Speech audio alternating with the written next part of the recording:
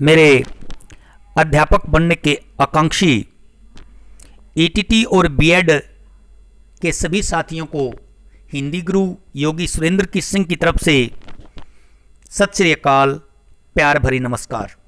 आज मैं आपके सामने एक बहुत दुखदायक न्यूज़ लेकर आया हूं। हालांकि ये न्यूज़ काफ़ी दिनों से चल रही थी। परसों भी मैंने अपने एक वीडियो में आपको बता दिया था कि जो ईटीटी की 2364 पोस्ट हैं वो 99.9% रद्द हो जाएंगी। उस वक्त बहुत से मेरे साथी कमेंट कर रहे थे, इधर उधर के कुछ गलत कमेंट भी उन्होंने किए। लेकिन दोस्तों, ये सच्चाई थी कि ईटीटी 2364 की जो भर्ती है वो जज साहब ने रद्द कर दी और ऑर्डर की कॉपी आपके सामने है। ये एक विस्तृत फैसला है, काफ़ी लंबा चौड़ा फैसला है। और लेकिन इस फैसले के जो मेन बिंदु हैं वे मैं आपके साथ साझा कर देता हूं। जो मेन ऑर्डर है वो मैं आपके सामने पढ़ देता हूं और आपको बता देता हूं। ये देखिए, इसका 35 नंबर से मुख्य जो ऑर्डर है वो शुरू होता है।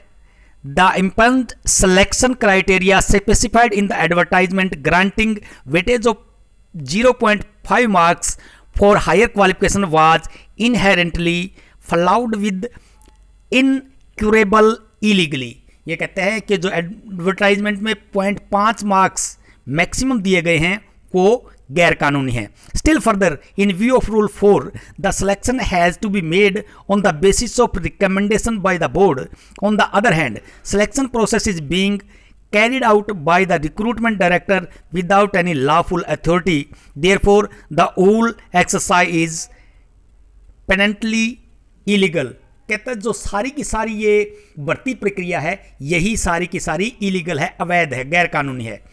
Both these points were seriously contested by the parties, but in view of the conclusion recorded on point number 1, this court does not deem it appropriate to delve any further on these points as the same have become academic in nature, thus left open for future in case the occasion so arises। कहता है कि ऊपर के जो दोनों point हैं दोनों पार्टियों द्वारा सीरियसली कॉन्टेस्ट किए गए, बहस की गई, but in view of the conclusion recorded on point number 1, परंतु पॉइंट नंबर 1 पर जो निष्कर्ष रिकॉर्ड किया गया, this court does not deem it appropriate. ये कोर्ट इसको सही नहीं मानती है। Any further on these points as the same have become academic in nature. As the further आगे, क्योंकि the points as the same have become academic in nature, जो points हैं वो एकेडमिक हो चुके हैं, इसलिए इस पर ये कोर्ट और ज़्यादा आगे बहस करना उचित नहीं समझती है, बात करना। 10 left open for the future in case the occasion so arises. तो ये जो सारी बातें हैं भविष्य के लिए छोड़ दी हैं, इन case the occasion so arises, यदि किसी और केस में ये उठेंगी तो। This court is very well conscious that questioning of the advertisement may cause great hardship to the candidate aspiring for appointment against the posts in question। Court का कहना यह है कि ये कोर्ट वेल कॉन्शियस, अच्छी तरह से जागरूक है, the questioning of the advertisement में काज, के इन पोस्ट के क्वेश्चन के कारण जो हार्डशिप उत्पन्न होगी कैंडिडेट्स के लिए जो कठिनाई उत्पन्न होगी, aspiring of appointment against the in post के विरुद्ध जो भर्ती चाहते हैं उन कैंडिडेट्स के लिए जो मुश्किलात पैदा होंगी, उनसे ये कोर्ट अच्छी तरह सहमत है, जानती है और जागरूक है उनके प्रति। बट परंतु at the same time it can not be ignored. Same time ये भी इग्नोर नहीं किया जा सकता, क्या, that in case the selection process initiated in disregarded of the service rule is allowed to attain finality the same shall perpetuate the illegality. परंतु उसी वक्त ये भी इग्नोर नहीं किया जा सकता कि इस केस में जो सिलेक्शन प्रोसेस इनिशिएट किया गया है, डिसरिगार्डेड द सर्विस रूल को डिसरिगार्ड वायलेट करके किया गया है, is allowed to attain finality, जो फाइनलिटी यानी कि जो अंतिम चरण में पहुंचा है ये उसको वायलेट करके पहुंचा है। The same shall be perpetuate the illegality, यदि इसको माना गया तो ये सेम ये भविष्य में गैर कानूनी इलीगलिटी को प्रिपुलेट उत्प्रेरित करेगा। As a result thereof there is no question except to allow the present writ petition। As the result, इसके परिणाम स्वरूप there is no option except to allow the present writ petition, इस रिट पिटीशन को allow करने के अलावा और कोई रास्ता हमारे पास नहीं है। रास्ता क्या? टू क्वेसिंग ऑफ द एडवर्टाइजमेंट, यानी कि एडवर्टाइजमेंट को क्वेस कर दिया गया है। कॉन्सिक्वेंटली, परिणाम स्वरूप the writ petition are allowed, advertisement dated 6/3/2020 containing the important selection criteria along with entire selection process including provisional merit list for recruitment for the post of 2364 ETTR quest and set aside।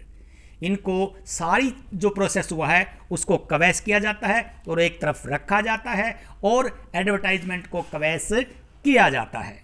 तो ये फैसला था और इस फैसले के विषय में मैंने आपको पहले ही बता दिया था दोस्तों, और मैं आपको फिर जो मेरे ETT 6635 के मित्र हैं मैं उनको फिर कह रहा हूँ, ये बार बार उनको सुझा रहा हूँ, किसी भी तरह से इन 6635 को सिरे चढ़ा लें।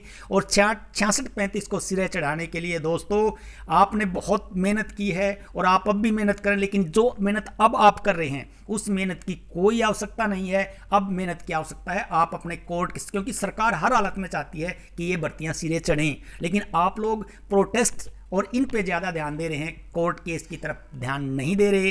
तो जो केस है जिसकी 9 दिसंबर को, मैं फिर कह रहा हूँ 2 दिसंबर वाला ज़्यादा इंपॉर्टेंट नहीं है, 9 दिसंबर जिसमें तारीख लगी है वो केस बहुत इंपॉर्टेंट है। उस केस में भी सेम यही रिजल्ट हो सकता है। मैं फिर कह रहा हूँ, बार बार बता रहा हूँ आपको कि उस केस से संबंधित कुछ ऐसे फैक्ट्स पी एस्टेट यूनियन के पास हैं और वो मेरे पास भी हैं। तो इसलिए दोस्तों बैठो, तीनों ग्रुप बैठो, आपस में बात करो, ETT पास यूनियन बैठो, पी एस्टेट यूनियन बैठो, बीएड वाले बैठो और एक दूसरे का सहयोग करो।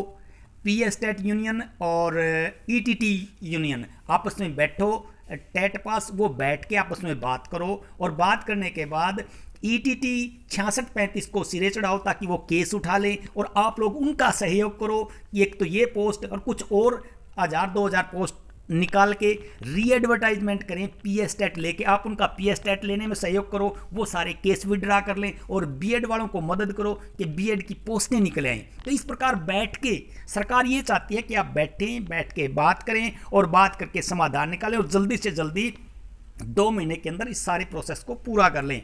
तो दोस्तों और मेरे पास बहुत सारी जानकारी है, मैं आपको बाद में शेयर करूंगा। अभी इतना ही, धन्यवाद। आपका मित्र सुरेंद्र सिंह, हिंदी गुरु।